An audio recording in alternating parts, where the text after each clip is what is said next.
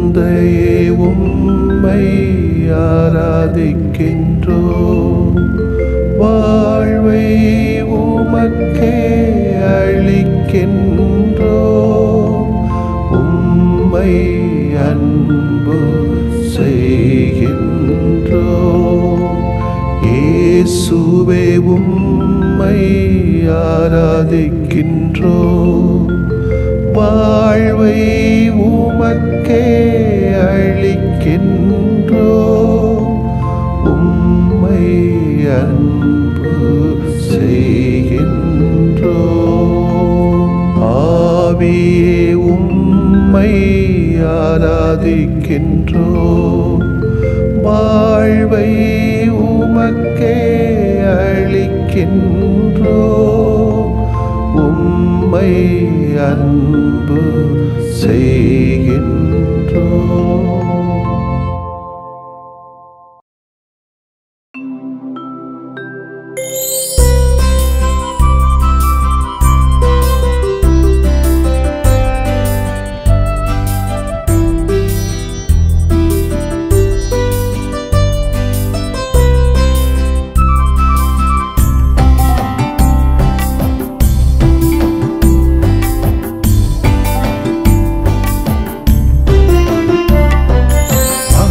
அருளும் தெய்வமே, அன்பு நிறை தேவனே, அருளுமே அருளுமே அமைதி அருளுமே, அருளுமே அருளுமே அமைதி அருளுமே, அருளுமே அருளுமே அமைதி அருளுமே.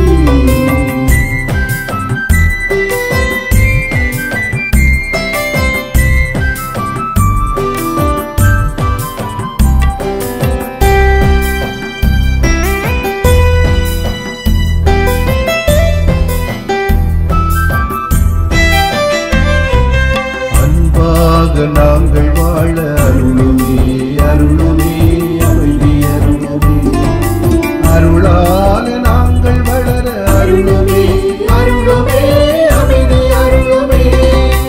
அன்பாக நாங்கள் வாழ அருளுமே அருளுமே அமைதி அருளுமே, அருளால நாங்கள் வளர அருளுமே அருளுமே அமைதி அருளுமே. உணர்வாக உணம் நிறைய அருளுமே அருளுமே அமைதி அருளுமே, உறவாக உடனிருக்க அருளுமே அருளுமே அமைதி அருளுமே, அருளுமே அருளுமே அமைதி அருளுமே, அருளுமே அருளுமே எமக்கு அருளுமே.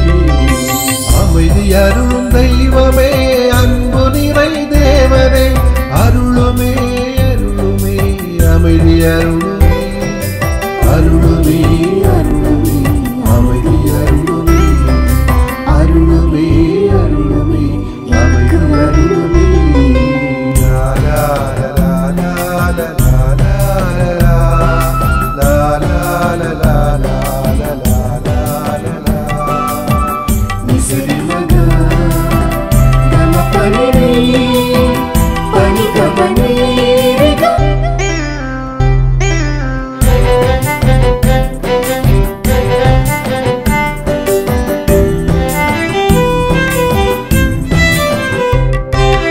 அழிவாலையாம் இருக்க அருளுமே அருளுமே அமைதி அருளுமே, பண்பால நிதம் இருக்க அருளுமே அருளுமே அமைதி அருளுமே, அழிவாலையாம் இருக்க அருளுமே அருளுமே அமைதி அருளுமே, பண்பால நிதம் இருக்க அருளுமே அருளுமே அமைதி அருளுமே, பாசத்தால நிறைந்திருக்க அருளுமே அருளுமே அமைதி அருளுமே, பயிர்வால வாழ்ந்திருக்க அருளுமே அருளுமே அமைதி அருளுமே, அருளுமே அருளுமே அமைதி அருளுமே, அருளுமே அருளுமே எமக்கு அருளுமே.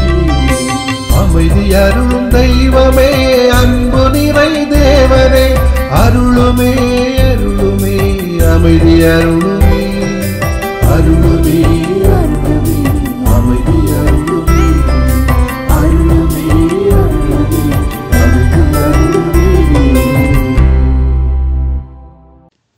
மார்க் எழுதிய நற்செய்தி அலகு 6 இறை வாக்கியங்கள் 30 முதல் 34 முடிய.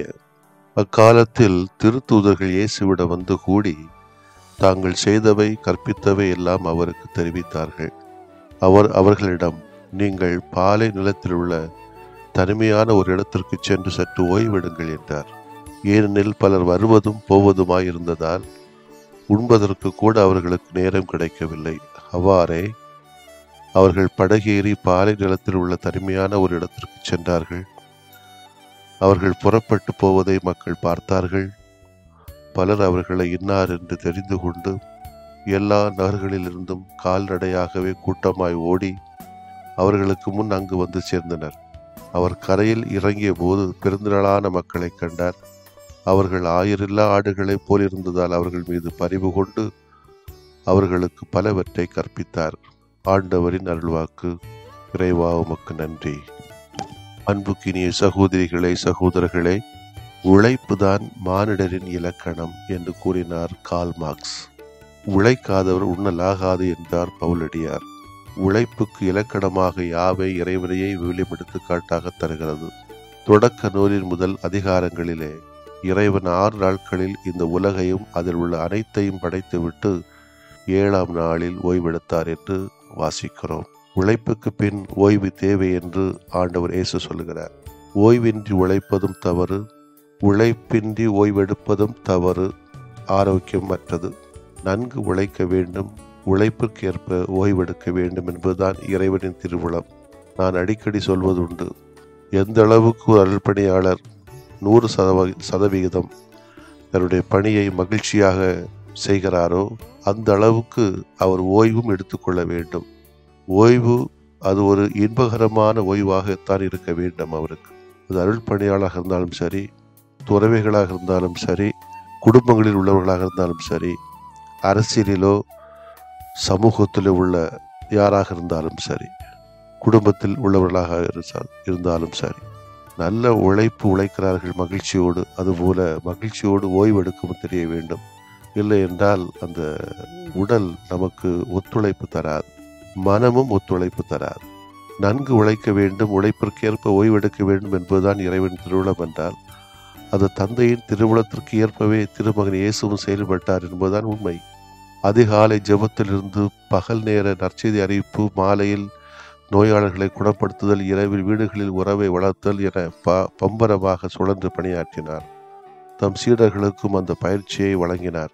எனவேதான் சீடர்கள் திருத்தூது பணியாற்றிவிட்டு திரும்பி வந்து தம் அனுபவங்களை எல்லாம் பகிர்ந்து கொண்ட போது அவர்களுக்கு பரிந்துரையாக சொன்னது, உங்களுக்கு ஓய்வு தேவை, நீங்கள் பாலை நிலத்தில் உள்ள தனிமையான ஒரு இடத்திற்கு சென்று சற்று ஓய்வெடுங்கள் என்று மொழித்தார்.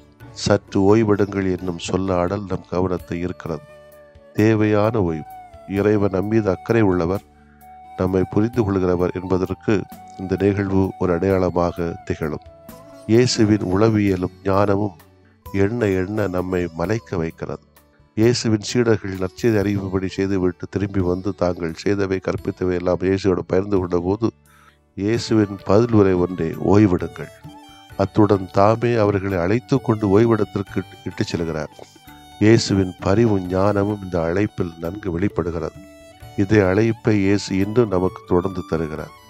நமது பல்வேறு பரபரப்பான பணிகளுக்கு இடையிலே நமக்கு ஓய்வு தேவை. உடலுக்கும் உள்ளத்துக்கும் ஆன்மாவுக்கும் குறிப்பாக இன்றைய விரைவு கலாச்சார உலகிலே ஓய்வற்ற உழைப்பால் பலருக்கு மன அழுத்தமும் மனச்சிதைவுகளும் மனப்பாரங்களும் மன நோய்களும் இதை ஒட்டிய பல்வேறு நரம்பியல் நோய்களும் வருகிறது. எனவே நம்மை உடல் உள்ள ஆன்ம ஓய்வெடுக்க இயேசு அழைக்கிறார்.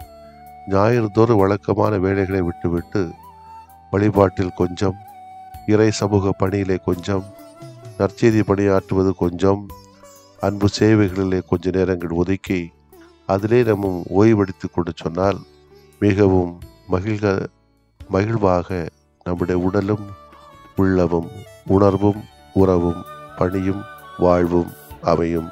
ஆமேன். மன்றாடுவோமாக. அக்கரையின் திருவுருவே இயேசுவே, எங்கள் மீது நீர் கொள்ளுகிற பரிவிற்காக நன்றி கூறுகிறோம். இன்றைய நாளில் உடல் உள்ள ஆன்ம ஓய்வு தருவீராக. மனதின் பாரங்கள் சோர்வுகள் அனைத்தையும் போக்கி நலம் தருவீராக. ஓய்வு நாளாகிய இன்றைய தினத்தை உமக்காகவும் உம் பிள்ளைகளுக்குரிய பணியாற்றவும் நாங்கள் செலவழிப்போம். எங்களது சமூகத்திலும் சமயத்திலும் திருச்சபையிலும் குடும்பத்திலும் எல்லோரும் மகிழ்வுற்று வாழ்வதற்காக எங்களை முழுவதுமாக ஈடுபடுத்திக் கொள்ள தேவையான உழைப்பையும் அதற்கு தேவையான ஓய்வையும் எங்களுக்கு தாரும். ஆமென்.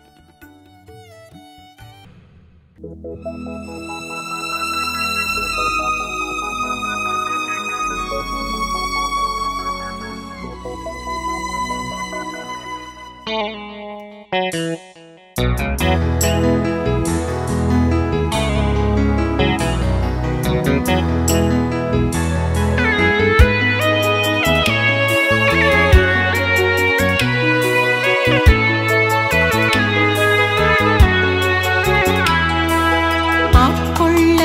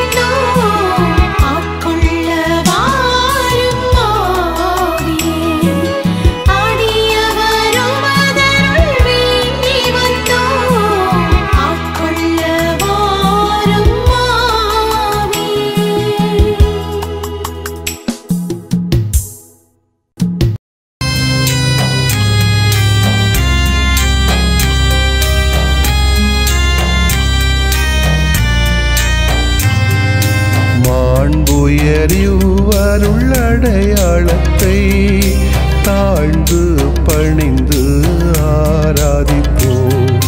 பழைய நியம முறைகள் அனைத்தும் இனி மறைந்து முடிவு பெறுக.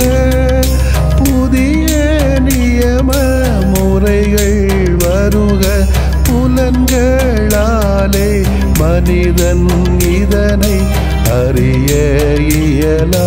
குறைகள் நீக்க நம்பிக்கையின் உதவி பெறுக.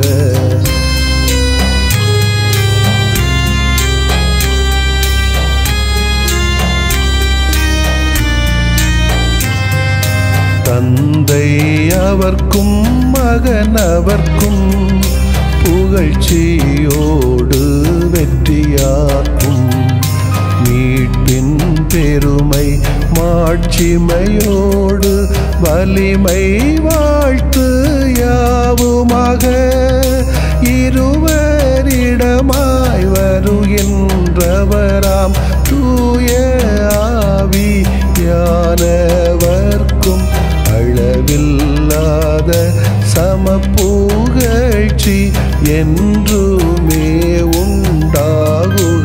ஆமென்.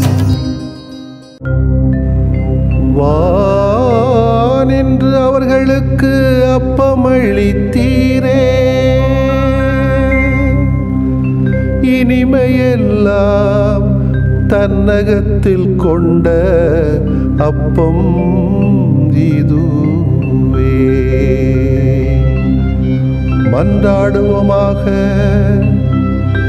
இறைவா, இந்த வியப்புக்குரிய அருளடையாளத்திலே உம்முடைய பாடுகளின் நினைவை எங்களுக்கு விட்டு சென்றீ. உம் திருவுடல் திருரத்தமாகியவற்றின் தூய மறைபொருளை வணங்கும் நாங்கள் உமது மீட்பின் பயனை இடைவிடாமல் துய்த்து உணர்ந்து மகிழ அருள்வீராக. தந்தையாகிய இறைவனோடும் தூய ஆவியாரின் ஒன்றிப்பில் இறைவனா என்றென்றும் வாழ்ந்து ஆட்சி செய்கின்ற உம்மை மன்றாடுகிறோம்.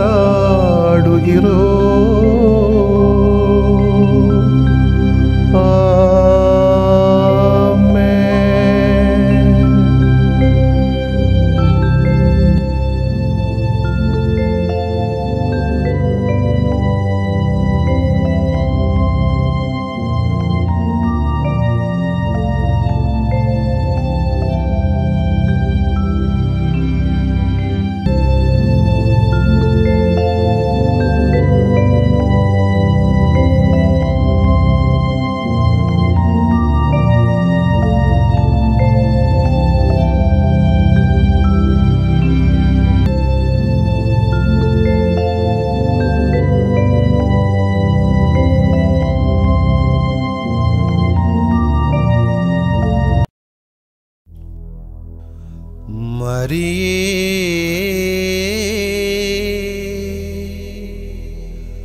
தாய் மரியே,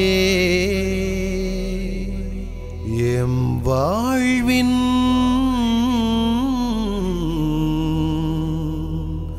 மாதிரியே.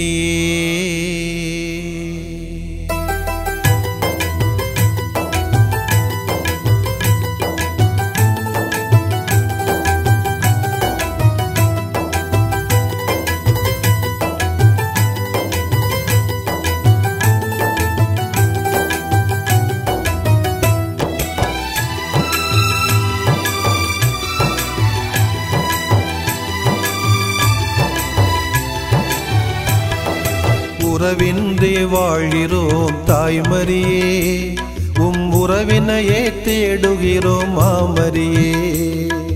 உறவின்றி வாழ்கிறோம் தாய்மரியே, உம் உறவினையே தேடுகிறோம் மாமரியே. உயிருக்கு மருந்தாகவா, எம் உறவுக்கு உயிராகவா. உயிருக்கு மருந்தாகவா, எம் உறவுக்கு உயிராகவா. மரியே உறவின்றி வாழ்கிறோம் தாய்மரியே உம் உறவினையே தேடுகிறோம் மாமரியே உறவின்றி வாழ்கிறோம் தாய்மரியே உம் உறவினையே தேடுகிறோம் மாமரியே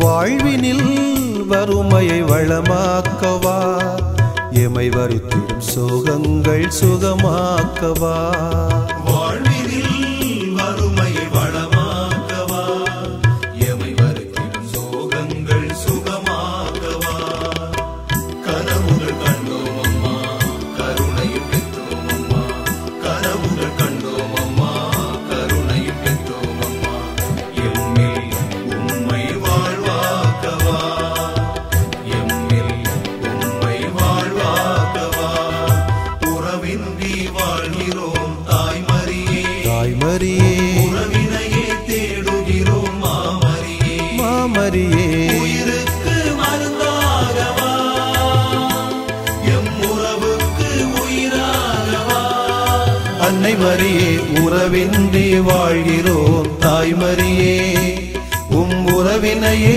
தேடுகிறோம் மாமரியே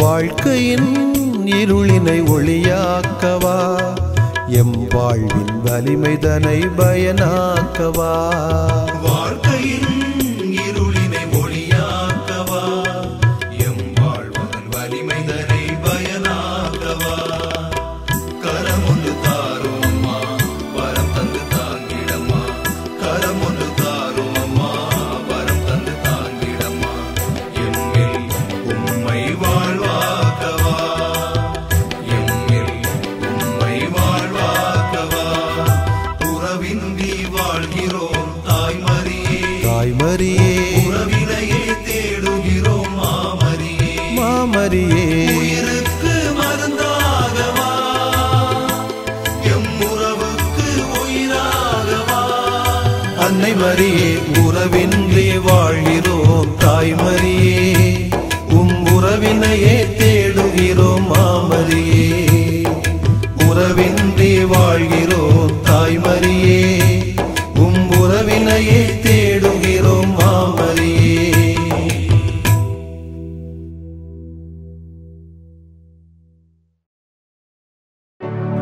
நிலையான புகழுக்குரிய